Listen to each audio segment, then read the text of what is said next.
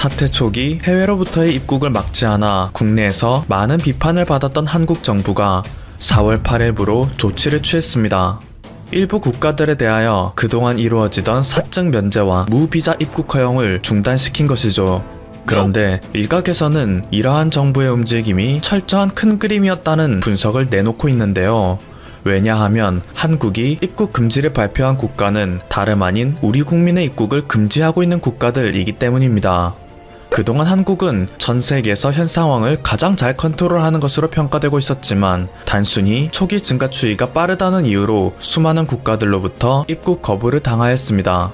한때 전세계 2위까지 올라갔던 한국의 판정자 수는 4월 9일 기준 17위까지 떨어질 정도이고 하루 판정자 수 50명 내외를 유지할 정도로 안정화된 추세이지만 여전히 한국에 대한 입국 금지를 취하는 국가들도 있죠. 특히 일본은 자국이 더 심각한 상황에 들어섰으면서 적반하장격으로 한국에 대한 전면 입국 금지를 발표했습니다.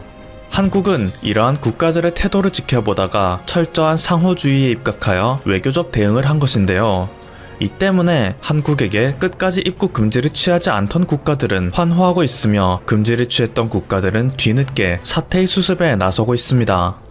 우선 한국인에 대한 입국 절차만 강화시켰던 영국은 최근 중국으로부터 수입했던 키트가 무려 350만 개 분량이라는 결과를 나타내자 중국에게 이에 대한 환불 조치를 요구할 거라 발표했습니다.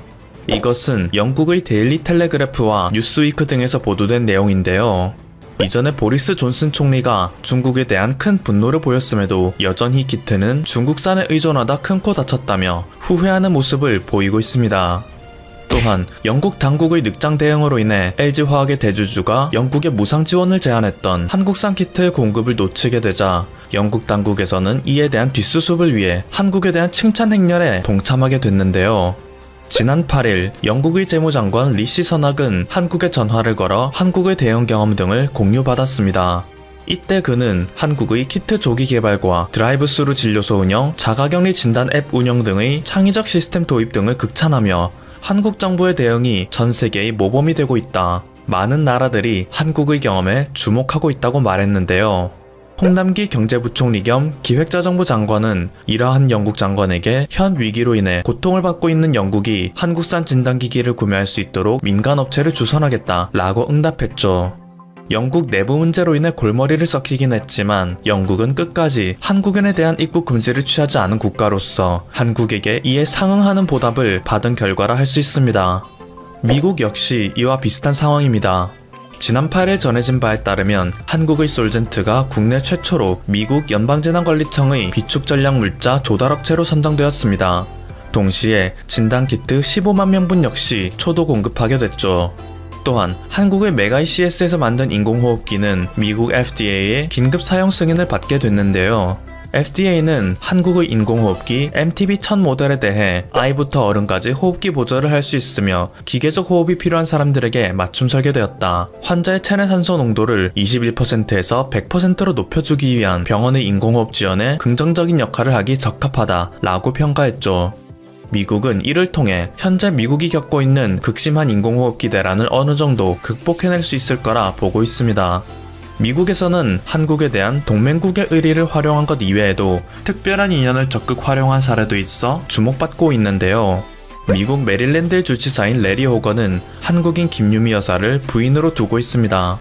뉴욕타임스에서 보도한 내용에 따르면 레리 호건 주지사는 이번 사태가 미국에 상륙했을 초기 자신의 아내인 김유미 여사에게 여보, 당신 한국말 할 수 있잖아. 그리고 대통령, 영부인, 한국 대사와도 친분이 있지? 우리 그들에게 직접 도움을 요청하자 라며 그의 아내를 통해 한국에게 도움을 요청하였습니다. 이후 한국의 몇몇 기업으로부터 진단키트를 공급해줄 수 있다는 연락을 받았다고 하죠. 이러한 인연으로 메릴랜드주와 자매결연을 맺고 있던 전라남도 지자체 역시 메릴랜드주에게 지난 7일부터 의료용 장갑 8만 장과 가운 600벌 등의 의료용품을 지원하고 있습니다. 전라남도 나주에서 태어나 이민 간 지 37년이 지났지만 대한민국의 딸이라는 것을 잊지 않고 살고 있습니다 라고 말하는 김유미 여사의 역할이 매우 컸고 이로 인해 인구 500만의 주민들은 현재의 공포로부터 한숨 돌릴 수 있게 됐죠. 처음에 한국에게 무통보 입국 금지 조치를 내렸지만 이후 한국인들을 무상으로 귀국시켜주면서 어느 정도 화해의 제스처를 보냈던 이스라엘은 한국으로부터 무사히 물자를 공급받고 있었는데요. 지난 7일에는 자국 내 진단 횟수가 전날 7,250건에서 1,600건으로 급격하게 줄어들자 이스라엘은 또다시 한국산 키트 공수에 나섰습니다. 지난 8일 예루살렘 포스트와 타임스 오브 이스라엘에서 보도된 내용에 따르면 이스라엘 정부의 국적기가 직접 인천공항에 와서 진단키트, 방호복, 마스크 등의 의료물자를 대거 실어갔다는데요. 다른 항공기도 아닌 정부의 국적기가 직접 왔다는 것은 그만큼 한국의 물자를 수송해오는 것이 국가적으로 중대한 임무였기에 최상의 보안을 유지하기 위한 선택이었다는 것을 의미합니다. 보도에 따르면 이스라엘 정부는 한국 외교부 주한 이스라엘 대사관과 협력하여 24시간도 채 걸리지 않은 시간에 착륙 허가를 받아냈으며 이 과정에서는 군부대까지 동원했다고 하는데요. 검사를 수만 번 시행할 수 있을 정도로 충분한 시약을 한국으로부터 성공적으로 수송해오고 있다며 수송 작전에 성공한 것을 자축하는 분위기를 보였습니다. 이스라엘 나프탈리 베넷 국방장관과 가츠 외무장관 역시 직접적으로 한국에게 감사하는 뜻을 표시했는데요. 한국 당국과 이스라엘 국방부, 항공사에 크게 감동했다. 이스라엘을 위해 최고의 결정을 해준 한국에 감사하다. 한국 덕분에 많은 이스라엘인이 목숨을 구할 수 있게 됐다 라고 환호하는 모습을 보였죠. 이스라엘의 국가전략연구에서 또한 전 세계적으로 사태가 심각해지는 상황 속에서도 한국은 위기 대처의 모범으로 인식되고 있다. 이는 결국 한국의 글로벌 이미지를 대폭 향상시킬 것이다 라는 분석을 내놨습니다. 또한 한국은 이번 사태를 이겨내며 전세계 투자자들에게 매력적인 투자처로 꼽힌다고 말했는데요. 그동안 북한이라는 잠재적인 위험 요소로 인해 코리아 디스카운트라는 용어가 따로 있을 정도로 시장의 불안성을 갖고 있다 평가되던 한국이 전 세계적인 위기에 누구보다 안정적인 대응을 펼치는 모습을 보이자 그 어느 국가보다도 이 경제 위기에서 빨리 벗어날 가능성을 보인다는 점을 시사하는 것이죠. 한편 한국에 대한 입국 거부 조치를 취했다가 한국이 상호주의에 입각한 외교적 조치를 발표하자 뒤늦게 사태 수습에 나서는 국가들도 있는데요. 우선 에스토니아의 경우 칼류라이드 대통령이 한국에 직접 전화하여 한국 마음 돌리기에 나섰습니다. 그는 에스토니아는 한국의 성공적 대응 과정을 예의주시하고 있었다. 에스토니아도 대량의 검사를 하고 있으며 사회적 거리두기 운동을 벌이는 등 한국의 경험을 답습하고 있다. 지금 에스토니아가 한국의 장비를 쓸 수 있다는 것에 감사한다. 앞으로도 상황이 종식될 때까지 한국산 키트를 계속 공급받고 싶다 라며 혹시라도 한국의 이번 외교정책에 의해 자국이 더 이상 키트를 공급받지 못하는 상황이 올까봐 전전긍긍하는 모습을 보였죠. 우즈베키스탄 역시 한국에게 자문을 요청하여 최재욱 고려대 예방의학과 교수의 파견을 받았었는데요. 이에 대해서 큰 감사의 표현을 하지 않고 있다가 우리 외교 당국이 상호주의에 입각한 조치를 취하자 뒤늦게 한국에 대한 감사를 표현했습니다. 우즈베키스탄 부총리가 현지에 있는 우리 대사에게 누가 진정한 친구인지 이번에 알았다 라고 말한 것이죠. 호주 역시 모리슨 총리가 한국에 직접 전화를 하여 현 상황에 대응하기 위해 한국의 도움이 절실하다고 했습니다. 한국산 키트와 의료장비 수입을 위한 지원을 요청하였는데요. 또한 현재 한국의 대응 상황과 노하우 등을 물었고 지난 1월 호주 산불에 대해 한국이 보여준 관심과 지원에 대한 감사를 표하기까지 했습니다. 그러면서 그는 앞으로 호주 내 한국인들이 모국으로 무사히 귀국할 수 있도록 아낌없이 지원하겠다 라는 뜻을 밝혔는데요. 여태까지 호주가 한국 정부의 요청을 받아들여 1천여 명의 한국인 귀국에 도움을 준 일도 언급하며 한국으로부터의 지원을 받고자 하는 의지를 강력하게 드러냈죠. 반면 이런 상황 속에서도 아직 정신을 못 차리는 두 국가가 있습니다. 바로 일본과 베트남인데요. 최근 일본에서 발표한 한 그래프로 인해 일본 사회 전체는 패닉에 빠진 상태입니다. 다음의 그래프는 일본의 전문가들이 국민들의 행동을 얼마나 억제해야 현재의 확산 추이가 진정될 수 있는지를 나타낸 것인데요. 97%의 국민의 움직임을 억제해야 그나마 지금의 폭발적인 확산세를 막을 수 있으며 98%를 억제해야 아래로 꺾이게 되고 99%를 억제해야 바닥을 향해 간다는 것이죠. 이것은 일본이 국가봉쇄를 넘어서 국민봉쇄 정책을 취해야 한다는 것인데요. 그럼에도 불구하고 일본의 아베는 여전히 방역에 실패해도 그건 내가 책임질 일이 아니다 라는 황당한 발언이나 하고 앉아있죠. 심지어 베트남의 경우 이런 일본의 편에 서서 한국을 깎아내리는 발언만 계속 쏟아내고 있는데요.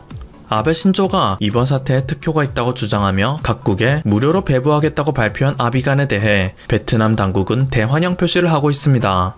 그러면서 베트남의 언론 중 하나인 담비엣에서는 한국은 일본의 호의를 거부했다. 중국에서도 뛰어난 효과를 인정한 제품을 거부한 것은 한국의 치명적 실수 또는 오만이라고 볼 수 있다 라고 보도했는데요. 정작 아비간은 부작용이 극심하고 앞서 아비간의 효과를 인정했던 중국의 연구진 역시 이후 슬며시 이에 대한 논문을 철회할 정도인데 이것을 전혀 고려하지 않고 일본에 대한 맹목적인 믿음을 보내는 베트남의 어리석음이 놀라울 따름입니다. 얼마 전 한국의 유고려병원에서 치료를 받았던 한 중국인 여성은 병원을 떠나며 편지 한 장과 현금 100만 원을 남겨놓고 떠났습니다. 차별 없는 치료에 감사한다는 메시지였는데요. 당시 갖고 있던 금액이 부족하여 100만 원밖에 못 남겼지만 1000만 원을 더 성금하겠다는 의지도 밝혔죠. 이렇게 한국은 우리에게 따뜻하게 대하고 차별적인 시선을 보내지 않으며 감사의 표시를 확실히 전하는 국가들에게 상호주의 원칙에 입각하여 동등한 혜택을 제공하고 있습니다. 그리고 이는 결국 글로벌 사회의 공조를 이끌어내어 세계가 현 위기를 극복해내는데 큰 역할을 해낼 테죠. 이런 세계적 흐름을 역행하여 한국을 여전히 깔보는 국가들은 시간이 지났을 때 어떤 상황에 처했을지 귀추가 주목되네요. 지금까지 퍼플튜브였습니다. 여러분의 구독과 좋아요 그리고 알림 설정은 콘텐츠 제작에 큰 힘이 됩니다. 감사합니다. 일본 정부가 국제사회에서 존재감을 높이기 위해 기술 선진국들로만 구성된 수출 규제 협의체를 만들려고 합니다. 협의체의 목적은 중국을 견제하는 것입니다. 이는 미국의 편에 완벽히 서겠다는 의미이기도 합니다. 일본은 2021년 출범을 목표로 미국과 영국, 독일, 네덜란드 등 협의체 창설을 제안할 방침입니다. 한국은 일본이 구상하는 협의체에 초청될 가능성이 지극히 낮은 것으로 전망됩니다. 그런데 좀 우습지 않나요? 일본은 기술 강대국이 아닌데 이런 협의체를 주도하겠다니 말입니다. 일본 현지 언론인 니온 게이자의 신문에 따르면 인공지능과 양자 컴퓨터 등 최첨단 기술이 중국의 군사력 증강에 활용되는 것을 차단하기 위해 일본 정부가 나섰다고 합니다. 중국을 막을 구체적인 방법은 최첨단 기술을 보유한 국가들끼리 모여 수출 규제 표준안을 만드는 것입니다. 특히 국제 안정 보장에 위협이 되는 4개 분야가 핵심 규제 대상입니다. AI와 양자 컴퓨터, 바이오, 극초음속 등이죠. 이런 기술들이 고성능 무기 개발이나 암호 해독 등의 군사 목적으로 활용되는 걸 막겠다는 것입니다. 특히 수출 규제 표준안은 중국이 민간 기업의 기술을 군사 목적으로 빼돌리는 것을 염두에 둔 조치입니다. 중국은 시진핑 주석의 주도로 2015년부터 민군 융합 정책을 실시하며 민간 기업이 입수한 첨단 기술을 군사 기술에 활용하고 있습니다. 해외 두뇌 영입 프로젝트 천인 계획을 통해 전 세계 AI, 로봇 과학자들로부터 입수한 지식을 군사 부분에 사용하고 있기도 합니다. 앞서 잠시 언급드렸듯 일본의 움직임은 화웨이 규제 등 중국에 대한 기술 제재를 강화하는 미국과 보조를 맞추는 행보입니다. 지금까지는 미국이 독자적으로 중국의 정보기술 기업을 규제하고 있었습니다. 국제적인 협조 체계는 갖추어지지 않았죠. 그런데 일본이 이번에 그걸 하겠다는 것입니다. 기술 선진국으로만 협의체 참가 대상국을 좁힌 이유도 있습니다. 전 세계 모든 국가가 참여하는 국제수출관리로는 의견 일치를 보기 어렵기 때문입니다. 또한 의사결정에도 많은 시간이 걸리죠. 기술 선진국들만 연계해 현안이 나올 때마다 신속히 협의하면 단기간에 국제적 규제 품목을 결정할 수 있다는 게 일본의 발상입니다. 일본은 이번 논의에 한국을 언급하지 않았습니다. 한국을 제외하는 건 이번이 처음은 아닙니다. 일본이 강제징용 피해자 배상 문제를 놓고 우리나라에 무역 보복 조치를 강행하고 있기 때문에 우리나라를 초청할 가능성은 당연히 낮습니다. 일본은 우리나라의 수출 관리가 미흡하다는 이유로 지난해 7월부터 반도체 핵심 소재의 수출을 규제했고 8월에는 화이트리스트에서도 제외했습니다. 일본의 이번 선택으로 중국과는 완전히 등을 돌리게 되었습니다. 앞으로 중국의 무역, 경제 보복이 기대됩니다. 네, 일본이 중국을 상대하기에는 여러모로 역부족입니다. 미국만 믿고 너무 설레발을 친 듯합니다. 이 대선 결과에 따라 또 어떤 일이 일어날지 모릅니다. 물론 현재 중국이 사면 초과에 빠진 건 사실입니다. 미국의 공격이 날이 갈수록 날카로워져 자금줄은 끊기고 반도체 산업도 무너지고 있습니다. 사실 중국은 반도체를 스스로 만들 수 있는 기술력은 변변치 않습니다. 해외 유수의 인력을 데리고 와서 반도체를 생산하려고 했지만 세계적인 강대국들이 너무 많습니다. 대표적으로 한국이 있죠. 미국 정부는 반도체 굴기를 선언한 중국의 통신장비 업체 화웨이에 이어 중국 파운드리 사업의 심장이라고 불리는 SMIC를 블랙리스트에 올릴 계획입니다. 반도체 기술 및 장비 공급을 차단하는 방안을 공식 추진 중이죠. 미 당국은 SMIC의 블랙리스트 등재 이유를 이렇게 밝혔습니다. SMIC와 중국인민해방군의 관계를 유심히 들여다보고 있다. SMIC가 중국 국방산업에 관여하고 있다고 미 정부는 판단하고 있다. 미국의 블랙리스트에 오르면 어떤 일이 일어날까요? 미국 기업들이 SMIC에 미국 기술이 들어간 반도체 장비나 부품을 팔 때 미 상무부의 허가를 받아야 합니다. 미국 기술을 단 하나도 내주지 않겠다는 것이죠.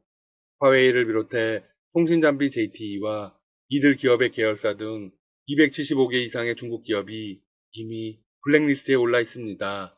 따라서 화웨이뿐 아니라 SMIC에 대한 수출의 길도 사실상 공쇄되었습니다. 2000년에 설립된 SMIC는 화웨이와 더불어 중국 반도체 자급화 계획의 양대 축입니다. 세계 시장 점유율은 4.5%로 세계 5위를 차지하고 있습니다. 삼성과는 차이가 나지만 경쟁자이죠. SMIC보다 먼저 미국의 제재 대상이 된 화웨이는 삼성전자와 세계 1위를 다루는 스마트폰 업체이면서 하이스 반도체를 자회사로 두고 있습니다. SMIC는 세계 최대 파운드리인 대만의 TSMC와 하이스가 발주한 반도체를 위탁 생산하고 있었습니다. 하지만 미국의 추가 제재로 더 이상 납품을 할 수 없게 될 전망이죠. 중국은 5년에서 10년을 바라보고 SMIC를 집중 육성하고 있었습니다.